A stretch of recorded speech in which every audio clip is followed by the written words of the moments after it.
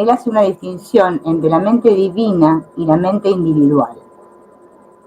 Él dice que la mente a nosotros se nos presenta en dos planos, ¿no? Que son muy diferentes desde nuestro punto de vista personal. El primer plano, ¿sí?, sería la noción de la mente en un sentido universal, esa mente divina que la vemos con mayúsculas, ¿sí? La mente, la gran mente. Esa es la que mantiene a todo en el estado en el que está, ¿no? Las cosas como están siendo, como están funcionando, la mente, una. Y la otra mente es la mente vista desde un plano individual, que sería la mente en mí. Por eso él hace esta distinción de la mente universal a la mente en mí. En realidad, sabemos todos que se trata de una sola mente, pero yo lo vivo como si fueran dos cosas, dos planos distintos. Esta mente universal yo la vivo como el mundo objetivo, y la mente individual la vivo como mi mundo subjetivo, por eso digo mi mente, ¿sí? La otra es la mente. Bien, entonces en mí actúan los dos aspectos de la mente. Es como una doble circunstancia, dice, la mente objetiva, ¿sí?, que es lo que determina tal como yo soy. Yo tengo un cuerpo, unas características personales, vivo de un modo, me definen unas circunstancias tales, pero yo a mi vez me encuentro frente a esto que soy, que tomo conciencia de que soy de un modo, de que estoy en unas circunstancias. O sea, la mente vista como que es la mente, ¿no? ¿Sí? Y la mente en mí, que es lo que yo percibo como mío, como que yo soy esta. Nosotros, esta mente que nosotros le llamamos mi mente, ¿no?, está dividida en tres sectores, que todos ya los conocemos. Una es la mente consciente, otra es la mente subconsciente y el otro sector es la mente supraconsciente. La mente consciente, ¿no?, sabemos que es una pequeñísima porción de mi mente total. Es aquella porción con la que normalmente yo me identifico, la que está en contacto y en interacción con el mundo que me rodea. Es mi noción de presencia, ¿sí?, lo que yo llamo lo que soy consciente. Este sector es además la única herramienta que tenemos para poder ir más allá de este nivel. Si yo he de hacer algo en mi nivel subconsciente o supraconsciente, será siempre a través de mi mente consciente, porque es de la única que soy consciente. Es el único sector de la mente del cual todos somos conscientes, la mente consciente.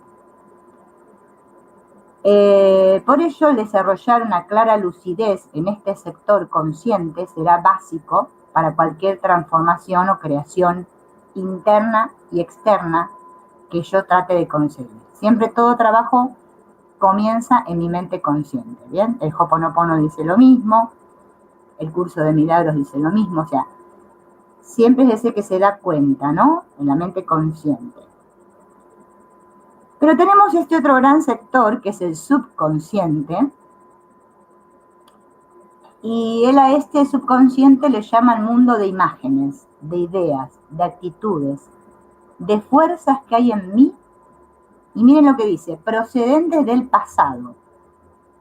Son todas aquellas situaciones que un día fueron presentes, pero que por no haberlas vivido del todo, se han quedado dentro sin consumirse, sin culminar. Es lo que él le llama las situaciones pendientes. O sea, todo lo que yo en mi presente, por ejemplo ahora, en este momento aquí, no lo pueda culminar, le llama culminar a como aceptar, a resolver, todo va a ir a mi inconsciente. Así funciona la mente, ¿no? Y ya va a formar parte del pasado, porque yo no lo acepté y lo mandé abajo. Todo eso forma el subconsciente. Son las cosas dejadas a medio hacer. Son los impulsos que han quedado retenidos porque no era posible su expresión exterior o porque había una prohibición o cualquier otro obstáculo.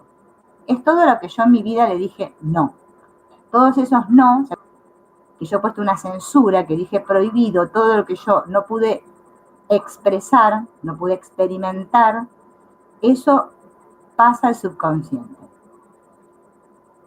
Entonces, todo este subconsciente, dice él, que está lleno de vida, de energía, de contenidos emocionales, de fuerzas vivientes y lleno de ideas. Mi subconsciente, por lo tanto, es este sector lleno de vida y contenido, pero que yo no he podido incorporar a mi mente consciente. Por eso le llamamos subconsciente, obviamente. Es el pasado que llevo a cuestas, el pasado que gravita sobre mi presente actual. Allí está todo mi mundo de prohibiciones, de temores, de reacciones que no han sido aceptados por la censura, por mi criterio de acción. El principal problema reside en que nuestro subconsciente desea, busca, necesita algo distinto de lo que busca nuestra mente consciente. Y ahí se produce el conflicto. El tema de los deseos, ¿no? Mi subconsciente quiere algo diferente que lo que quiere mi consciente. Por eso hay un conflicto. Una mente dividida está en conflicto. Pero no tiene una ley ética como la tiene el consciente. Nuestro consciente tiene una ley ética de lo que está bien, lo que está mal. El inconsciente no. Mi subconsciente se rige por el principio del placer, por la necesidad de satisfacer los impulsos sin preocupaciones éticas de ninguna clase. Su ley sería, lo que es agradable es bueno. Es en mi mente consciente donde está la ética. Entonces resulta que por un lado, mi subconsciente desea una cosa y por otro recibe del consciente la orden de no hacerla. Orden que va acompañada de la consiguiente amenaza de castigo. Fíjense, ¿no? Cómo actúa esta ética. Si lo relacionamos con el curso de milagros, nos damos cuenta, ¿no? De esta idea de castigo, ¿no?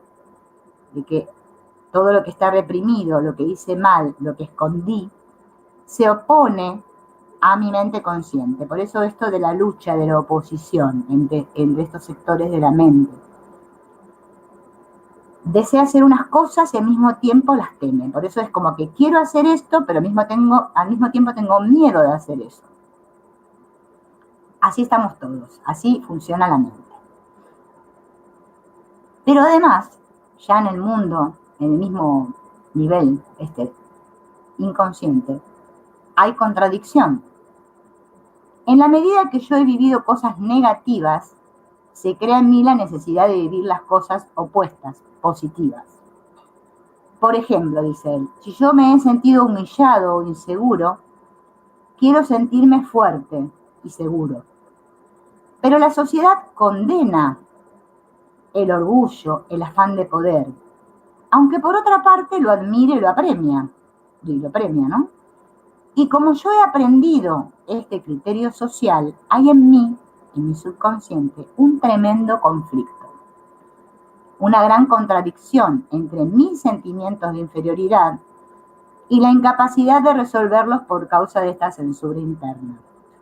¿Sí? Esto es como, ¿no es cierto? Lo vemos en la vida diaria, que quiero hacer una cosa, pero la reprimo por temor a lo que va a decir la sociedad. La sociedad pareciera como que siempre nos está diciendo, ¿no? Bien, mal, bien, mal.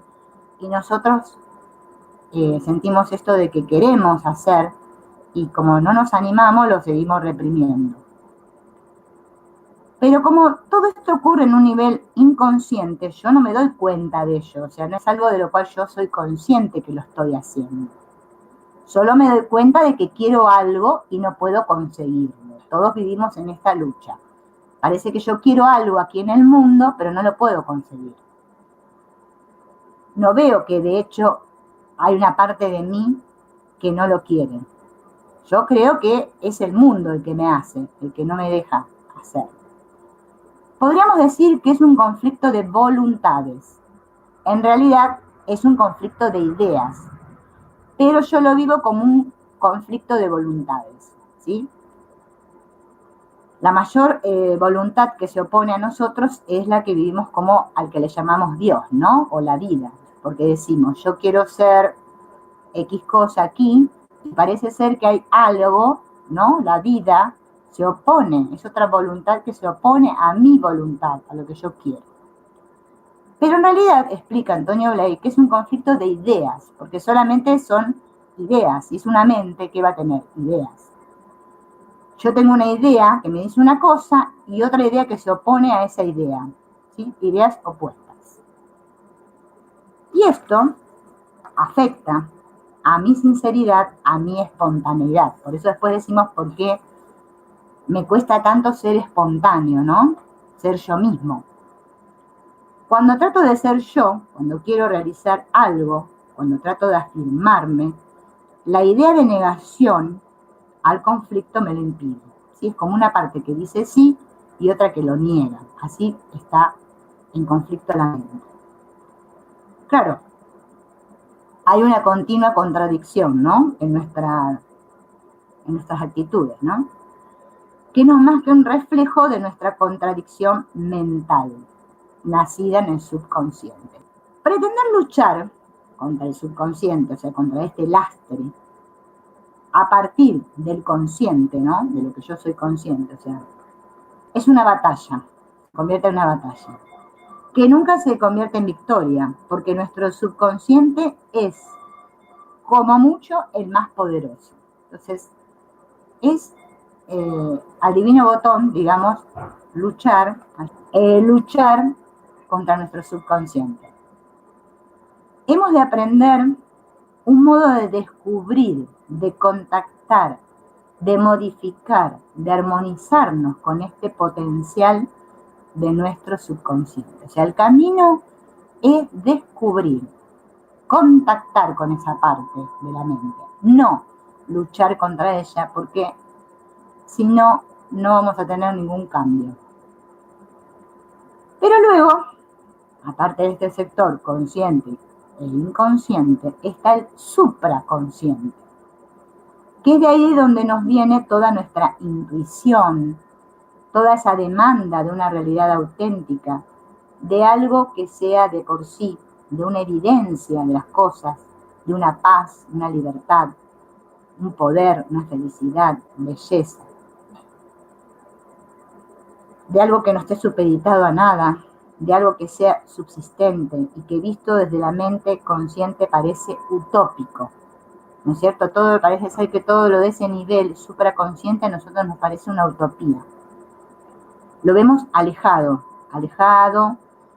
parece algo muy idealista, muy hermoso, pero no es cierto, decimos, demasiado bueno para ser cierto.